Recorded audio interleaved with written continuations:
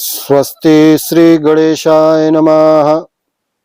विघ्नेशं नौमि शुभ्रं सकलविविधं शंकरं लोकवन्द्यं श्रीशं नारायणं नौमि करुणहृदयं भास्करं लोकनेत्रं नत्वा मायास्वरूपां जगति प्रकृतिरूपात्मका भास्वते या स्मार्तं धर्मानुकूलं श्रुतिविहितवचा संप्रवक्ष्यामि तत्त्वम्।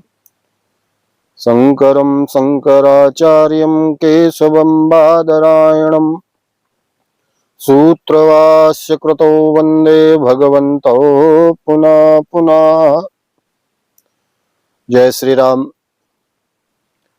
सभी मित्रों आप सबका एक बार पुनः स्वागत करते हैं। सज्जनों, आजकल जो विषय चर्चा में बना हुआ है उससे आप सभी परिचित ही हैं। आजकल चर्चा हो रही है ईश्वर का अस्तित्व है कि नहीं, ईश्वर एग्जिस्ट करता है कि नहीं करता है। और यह चर्चा प्रारंभ हुई किसी मुफ्ती और जावेद अख्तर के बीच बहस से। पिछले वक्तव्य में हमने यह बताया था कि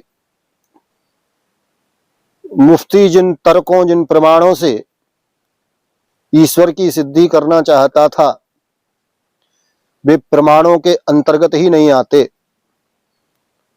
और तर्क भी इस प्रकार के वहां दिए गए मुफ्ती के द्वारा जिन तर्कों से एक निश्चित परिणाम नहीं निकलता है, और इस कारण से मुफ्ती पूरी तरह से जो मुफ्ती का ईश्वर है उसको सिद्ध करने में समर्थ नहीं हो पाया।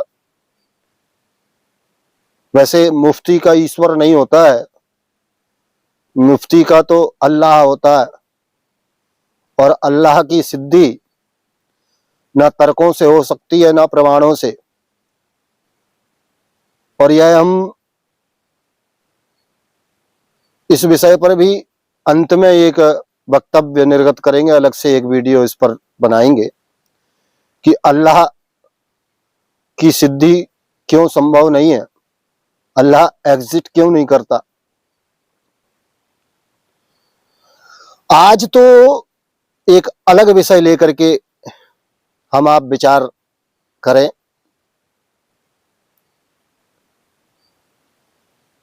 जब यह विषय चल रहा है कि ईश्वर का अस्तित्व है अथवा नहीं है, तो इसमें एक प्रश्न सर्वप्रथम उठता है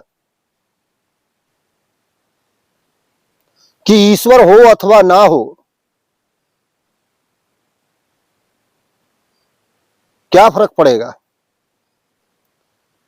ईश्वर के होने से क्या अंतर पड़ता है और ईश्वर के ना होने से क्या अंतर पड़ता है,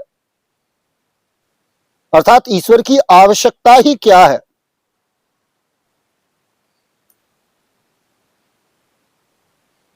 आज इस विषय पर विचार करते हैं। सज्जनों, इस विषय पर विचार करने के लिए सर्वप्रथम हमको यह विचार करना पड़ेगा कि जीव मात्र चाहता क्या है, अर्थात वह ऐसा क्या प्राप्त करना चाहता है जिसको प्राप्त करने के बाद और कुछ प्राप्त करना शेष ना हो।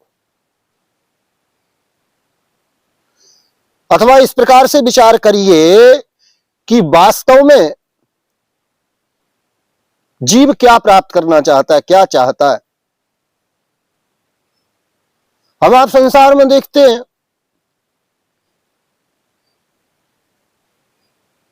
कि प्रत्येक मनुष्य,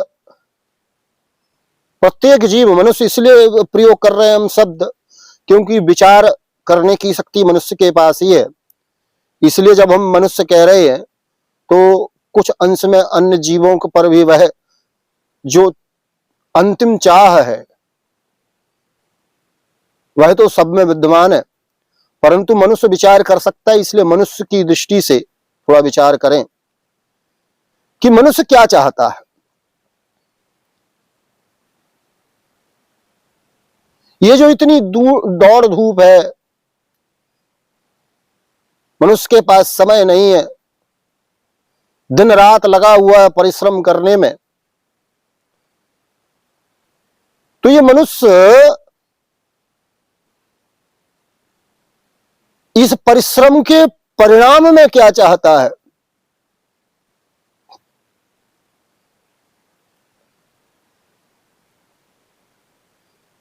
और क्यों मनुष्य इस चाह के पीछे, कुछ ना कुछ प्राप्त करने के पीछे भाग रहा है? इस पर थोड़ा विचार करिए कि वास्तव में क्या चाहता है मनुष्य। क्या घर चाहता है?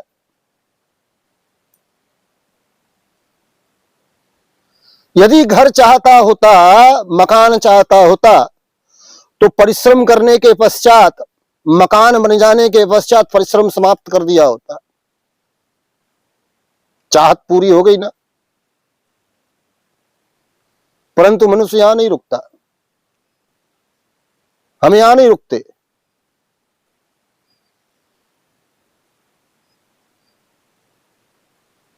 मकान बन जाने के बाद उसमें सुख सुविधाएं चाहिए,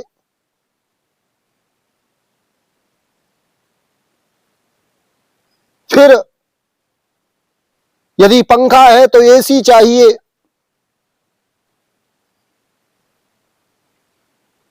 विवाह नहीं हुआ तो स्त्री चाहिए, स्त्री प्राप्त हो गई तो फिर संतान चाहिए। ये मानव लगातार कुछ ना कुछ प्राप्त करने की चाह में दौड़ रहा है।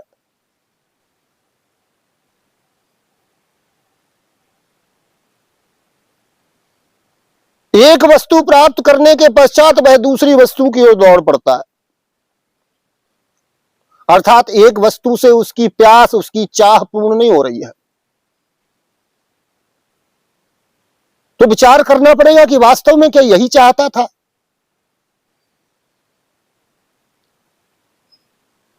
ये चाह, ये प्राप्त करने की इच्छा समाप्त क्यों नहीं हो रही है? और फिर प्रश्न उठता है कि ये जो सब पदार्थ मनुष्य चाहता है वह क्यों चाहता है? क्या मकान केवल मकान के लिए चाहता है? मनुष्य मकान चाहता है कि उसे सुख प्राप्त हो, सर्दी गर्मी बरसात के दुख से बच सके, शांति पूर्वक प्रसन्नता से बिना कष्ट के वहां रह सके।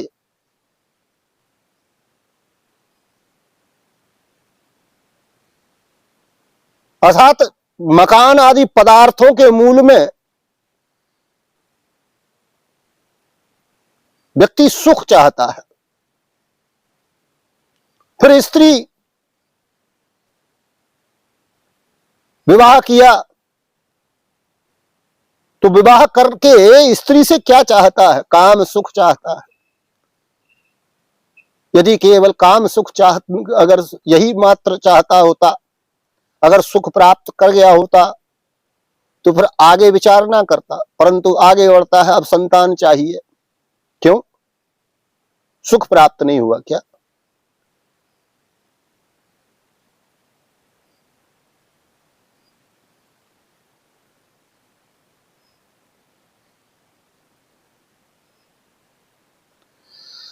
सज्जनों, जीव मात्र की चाह है सुख की प्राप्ति, और वह सुख भी कैसा हो? अनंत हो, निर्बाध हो।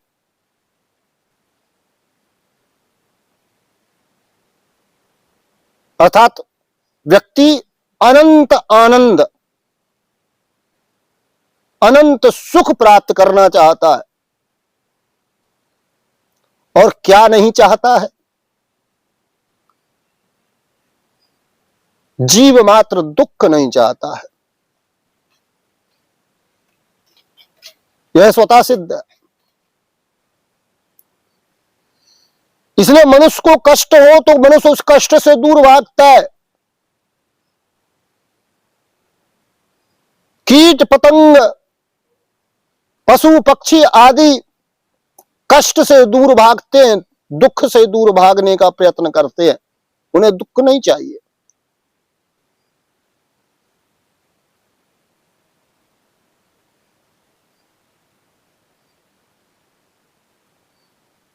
अर्थात दुख से पूर्ण मुक्ति और अनंत सुख की प्राप्ति, अनंत आनंद की प्राप्ति यह जीव का लक्ष्य है। अब समस्या यह है, एक कप चाय पी, आनंद आ गया,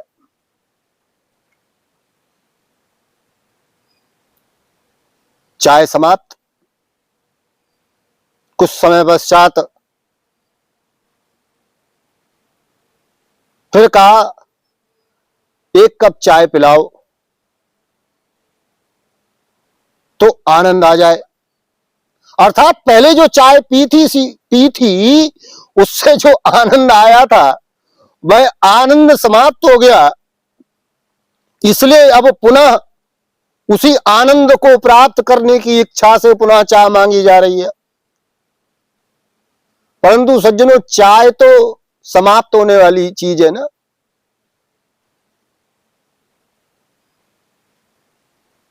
चाय अनंत तो नहीं है, असीमित तो नहीं है।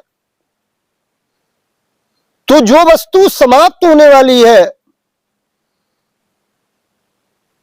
जो अनंत नहीं है, उससे अनंत सुख की प्राप्ति कैसे संभव है?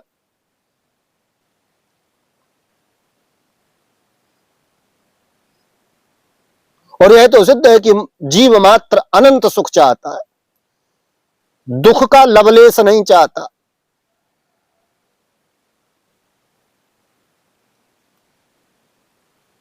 तो ये जो अनंत सुख की प्राप्ति,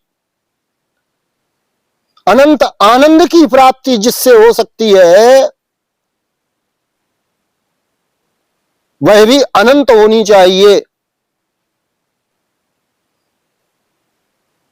वह समाप्त होने वाली ना हो, तभी अनंत सुख प्राप्त हो सकता है। और वही अनंत सुख जिसे हमारे धर्मशास्त्रों में कहा सच्चिदानंद रूपाय आनंद रूपाय,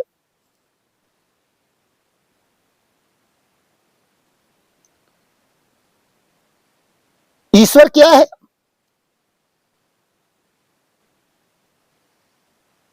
आनंद रूप है, अनंत आनंद है ईश्वर। और जीव मात्र आनंद चाहता है, इससे सिद्ध है कि जीव मात्र ईश्वर को चाहता है।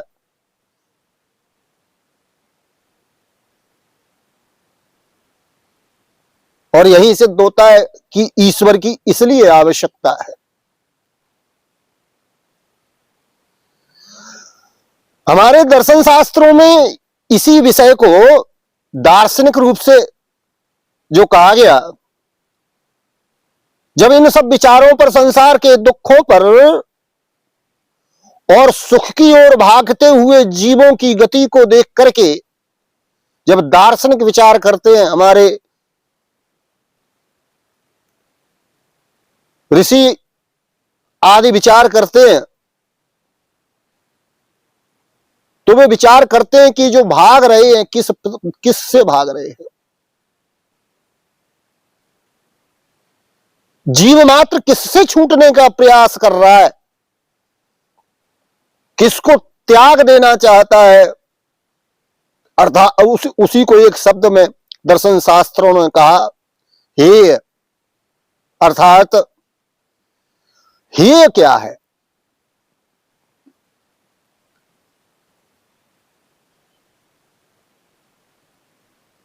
तो ये जो दुख है जिसे जीव मात्र त्याग देना चाहता है, दुख को कोई नहीं चाहता, यही हेय है।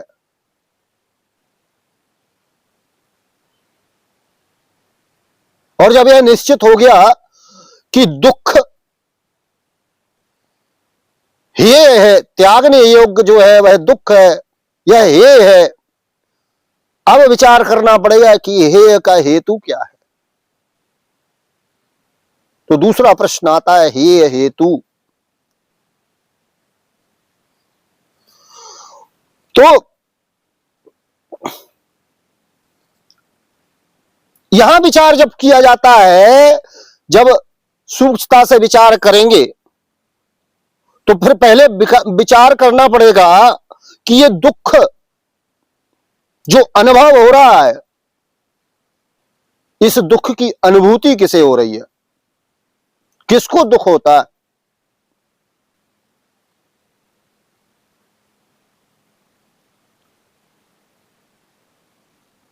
और इस दुख से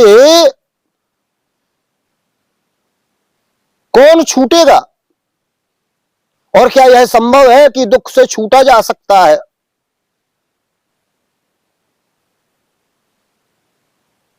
और जब यह विचार आया कि हां, इस दुख से छुटकारा पाया जा सकता है, तो दुख की आत्यंतिक निवृत्ति की जो स्थिति है उसे कहा गया हान।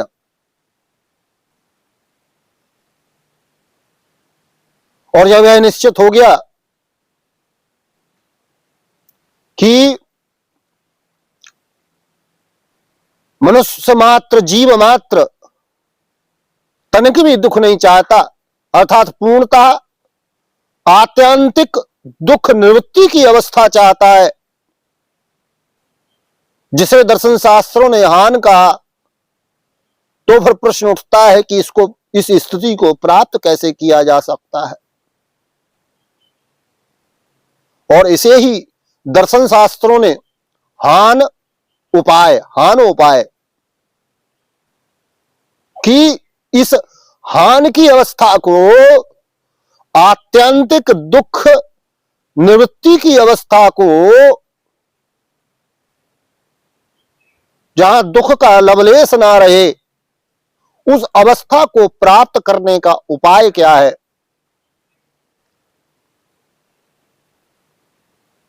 तो उपाय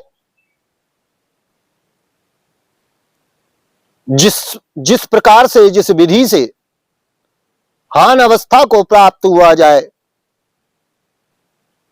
उस उपाय की खोज की गई। और प्रारंभ में ही कहा गया कि व्यक्ति चाहता क्या है, जीव मात्र चाहता क्या है।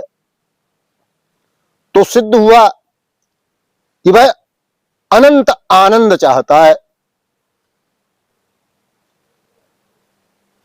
और आनंद ही ईश्वर है।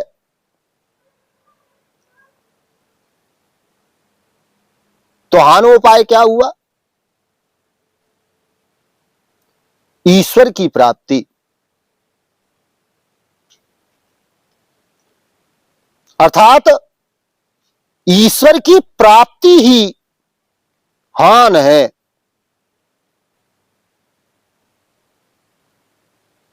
और ईश्वर में ही एक रस हो जाना,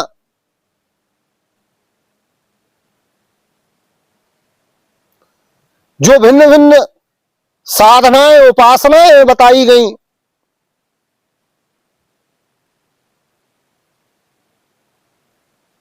जहां पूर्व मीमांसा ने कहा कि यज्ञ करो, यज्ञ से इस आनंद स्वरूप ईश्वर की प्राप्ति होगी।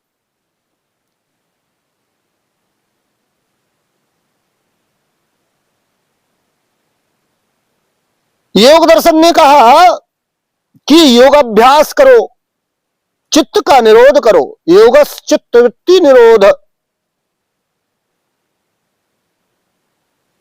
चित्तवृत्तियों के निरोध से उस अनंत आनंद स्वरूप ईश्वर की प्राप्ति होगी।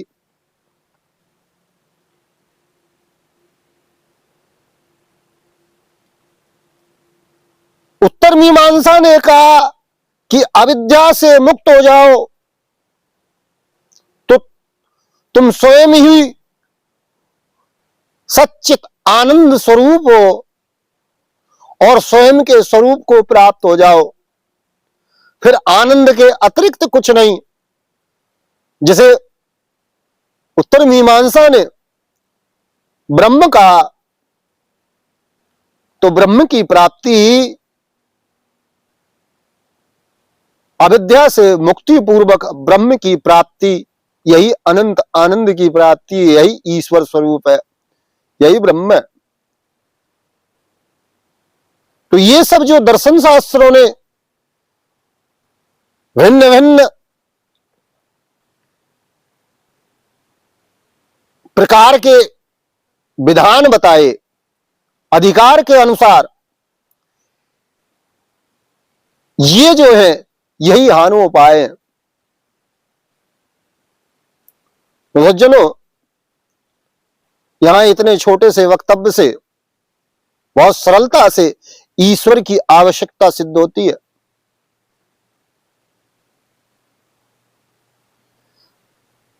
व्यक्ति माने अथवा ना माने कोई अंतर नहीं पड़ता। कोई उसे सुख कहे, कोई उसे आनंद कहे, कोई उसे ईश्वर कहे, कोई उसे ब्रह्म कहे, चाहते सब है किसी न किसी रूप में। और इसी कारण से उसको प्राप्त करने की जो विधि है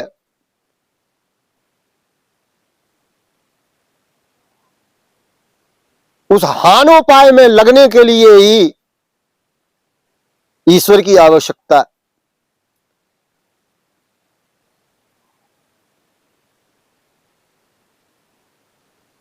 अर्थात जीव मात्र ईश्वर को ही चाहता है, ईश्वर को ही प्राप्त कर लेना चाहता है, इसके अतिरिक्त उसे और कुछ नहीं चाहिए।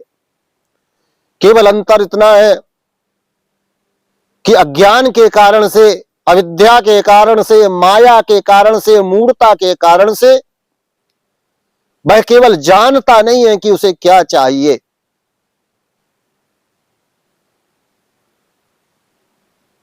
परंतु प्रवृत्ति तो ईश्वर की ओर ही है, आनंद स्वरूप परमात्मा की ओर ही है। और मनुष्य मात्र की ही नहीं, जीव मात्र की प्रवृत्ति ईश्वर की आवश्यकता को सिद्ध करती है।